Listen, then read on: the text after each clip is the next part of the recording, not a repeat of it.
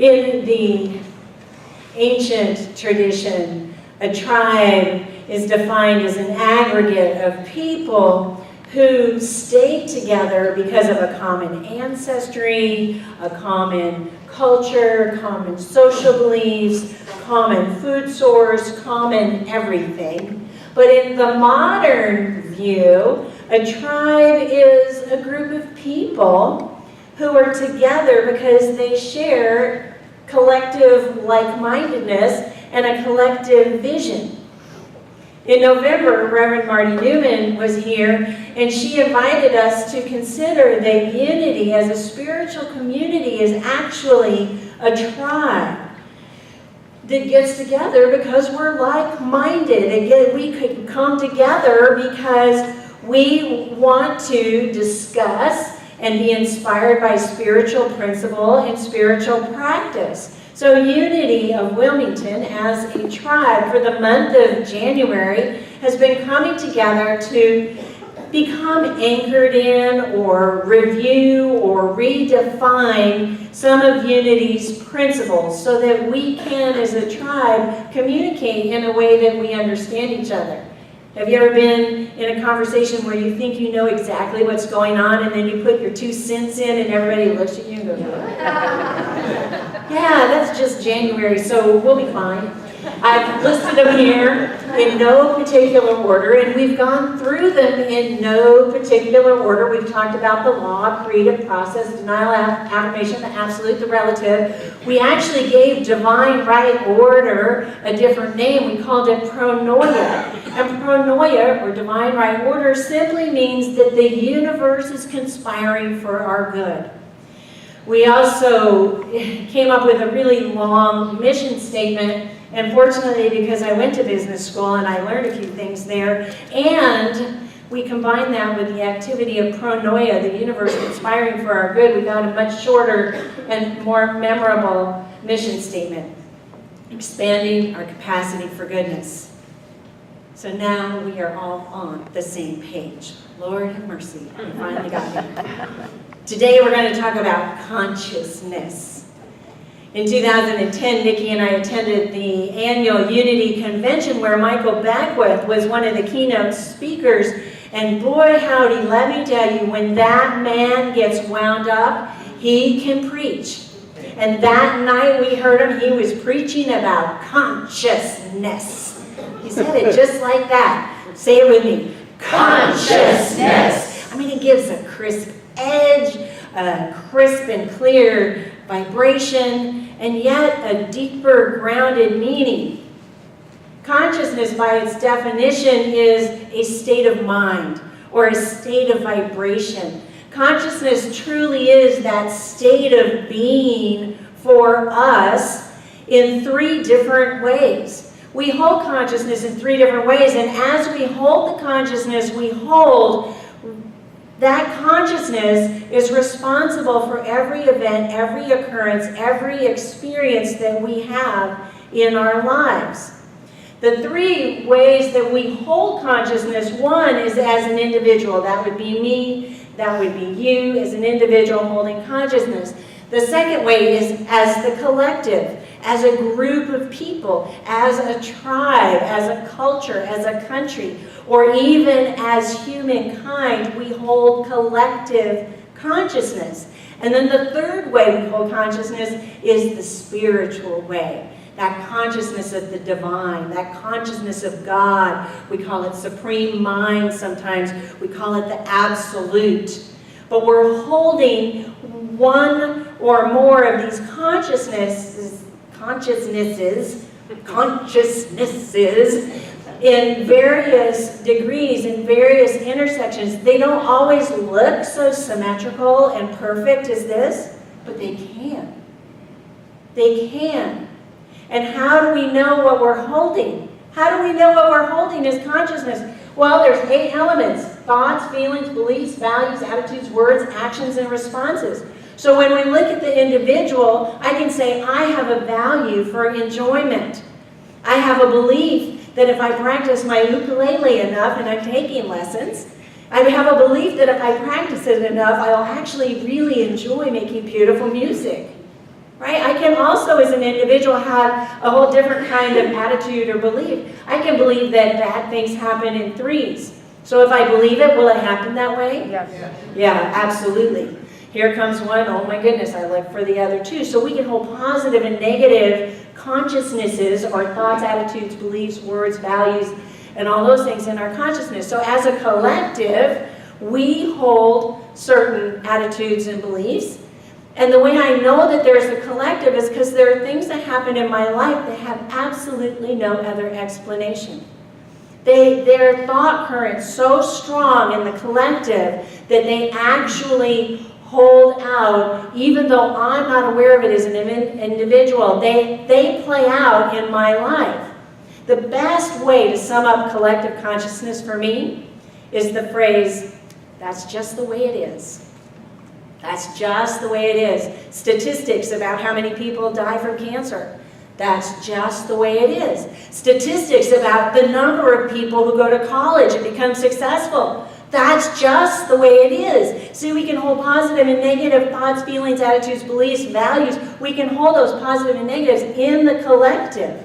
And then there's the spiritual consciousness, that supreme divine mind, the best, well, practically the only way I know how to be in spiritual consciousness, pure divine mind, is meditation. And there's all kinds of meditation. There's the sitting meditation, there's the walking meditation, there's the eating meditation, there's the jiggling meditation. Ever did the jiggling meditation? Just jiggle, I mean, eventually all you think about is, oh God. All you think about is, oh God. Being one with divine mind, being one with creativity, being one with possibility. And where we place our consciousness is a choice.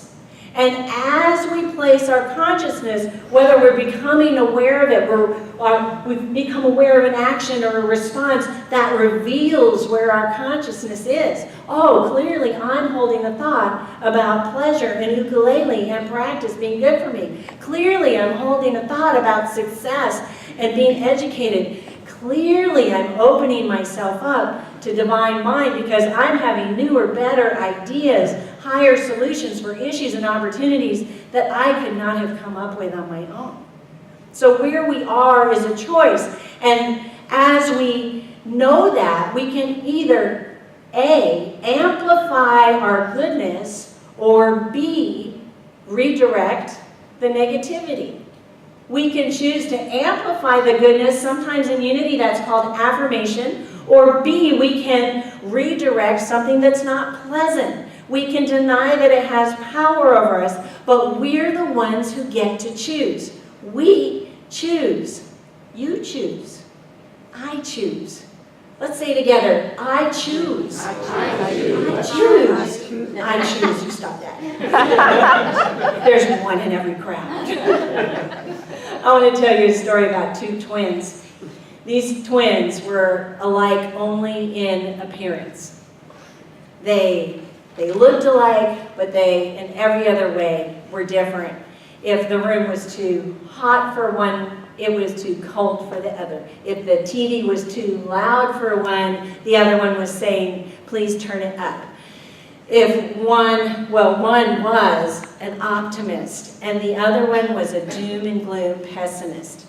The parents really just did not know what to do. So one year, the father decides, I'm going to fix this. Have you ever decided you're going to fix something? Okay, so the father decides, I'm going to fix this. And he went out, and for the pessimist, he bought every new toy, gadget, book, game, whatever that he could afford and he could buy, and he filled that pessimist twin's room with that. And for the optimist, he went out and bought a truckload full of horse manure. And he put it in that twin's room. So on the day of their birthday, he walks by the pessimist twin's room and he sees his son there on the floor, crying, so dejected, so forlorn, so upset. And he says to that twin, what on earth are you crying for? And the twin says, oh, you don't understand. I have everything now that anybody could have ever wanted, and all my friends will be jealous, and now they won't be nice to me. And moreover, I have to read all the instructions before I can play any of these games, and they all require batteries which will die, and then I'll need more batteries, and eventually my toys will break. And the father says, not working. So then the father goes to the optimist room, and there is his son dancing and laughing and jumping up and down for joy. And the father says, I just don't understand it. What's going on? And the young twin says, with this much horse manure, there has to be a pony nearby. You see, the twins get to choose. We get to choose. You get to choose. I get to choose. Let's say that one more time. I get to choose. We get to choose individual, collective, or divine consciousness. Divine consciousness opens us up for joy. Divine consciousness opens our mind up to possibility, to potential, to imagination. Charles Fillmore, the co-founder of Unity, says, the one ultimate creative mind, the source of all things, he says, that's God. That's God with the uppercase M mind, not our collective mind, not our individual mind, but the big uppercase M. I don't know if you've ever heard of a man named David Sarnoff. David Sarnoff was an American businessman at the turn of the century, 100 years ago. He made his fame and fortune in broadcasting. At the age of 15, his father got sick, and so he went to work as a janitor in a radio company. And at that time, radio was used to communicate between like ship to shore, or from town to town, or from airplane to ground control. And in 1915, he took an idea to his boss. And the idea was, hear that music? Hear that music? His idea was to play music on the radio. I kid you not. His idea was to have dramatized stories on the radio. His idea was to broadcast sports events. And eventually, in 1921, the first thing that was not communication was broadcast to a public. It was a boxing match. This man was a visionary. This man had ideas that were beyond individual or collective consciousness. In 1951, when he was the president of RCA, he went to his team of researchers and he demanded that this team develop a mechanical tape that would record television shows.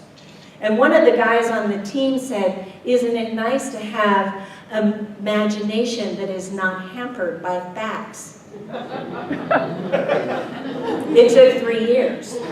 So by 1954, television studios were recording their shows and then sending that tape out all across the world so other people could see these shows. It's eventually what became VCR. And some of us in this room remember what that is. He was unhampered by the facts. He was in tune with the one ultimate creative mind. The ultimate creativity of God resides in you. This is good news. Would you please turn to somebody who's sitting next to you and say, the ultimate creativity of God resides in you. The ultimate creativity of God resides in you. And you know what's coming next? Now tell that person, the ultimate creativity of God resides in me. The ultimate creativity of God resides in me. This is true. Unity invites us to disassociate from the physical realm, from physical appearances, from physical facts, to really truly become one with the divine creative mind in consciousness. to become one with pure potential in consciousness. It begins in consciousness. The Buddha says it as a different way. The Buddha says this: happiness does not depend on what you have or who you are. It solely relies on what you think. It solely relies on your consciousness. I'll tell you a story about a woman who woke up one day and she went to the mirror and she looked in the mirror and she noticed she had 3 hairs on her head. She said, "I think I'll braid my hair today." She did, and she had a happy day. The next day she woke up, she looked in the mirror, she had 2 hairs on her head. She said, "I think I'll part my hair down the middle today." She did, and she had a very happy day. The next day she woke up and she had 1 hair on her head. She said, "I think I'll wear my hair in a ponytail today." She did, and she had a supremely happy day. The next day she woke up and she looked in the mirror and she saw that she had no hairs on her head. And she said, "Yippee, I don't have to worry about how I'm going to wear my hair today." And she went out and had the best day ever. It all comes back to consciousness. What are we willing to bring into our consciousness? Are we willing to align our consciousness so that we're always looking for a pony? Are we willing to align our consciousness so that we can have the happiest day ever? Are we willing to align our consciousness so that we are the ultimate creativity of God expressing? It comes from communion. It comes from listening to ancient wisdom in our modern tribe. It comes from a willingness to be influenced and inspired. It comes from taking the high road. It comes from putting ourselves in that state, whether it's sitting in the silence or walking or eating or jiggling, in that pure meditative state where we are one with the I am. Knowing that the I am has charged us with a holy purpose. So let's sing our way into that holy and sacred consciousness of the divine.